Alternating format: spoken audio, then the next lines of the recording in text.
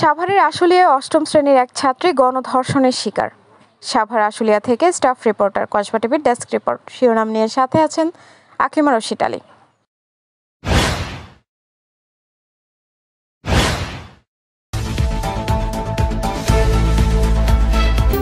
Kasba TV, হৃদয়ে বাংলা। সাভারের আশুলিয়ায় অষ্টম শ্রেণীর এক ছাত্রী গণধর্ষণের শিকার হয়েছে।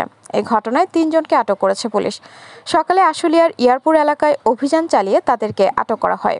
পরে দুপুরে তাদেরকে গণধর্ষণের মামলায় গ্রেফতার দেখিয়ে আদালতে প্রেরণ করা হয়েছে। পুলিশ জানায়, গভীর রাতে অষ্টম শ্রেণীর ওই ছাত্রীকে ইয়ারপুর এলাকায় শাহিন সাউন্ড সিস্টেম দোকানের ভেতরে ডেকে নিয়ে যান অভি নামের তার পরিচিত এক যুবক। পরে তাকে অভি ও সমীর মিলে পালাক্রমে ধর্ষণ করেন।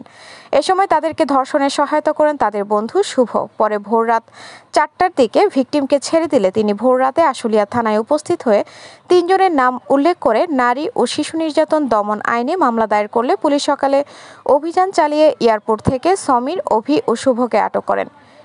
বিষয়টি নিশ্চিত করেছেন সাভার সার্কেলের অতিরিক্ত পুলিশ সুপার শাহিনুর কবির। আপনাদের কাছে যদি এমন কোনো তথ্য থাকে জানাতে পারেন আমাদের ফেসবুক পেজ কসবা টিভিতে।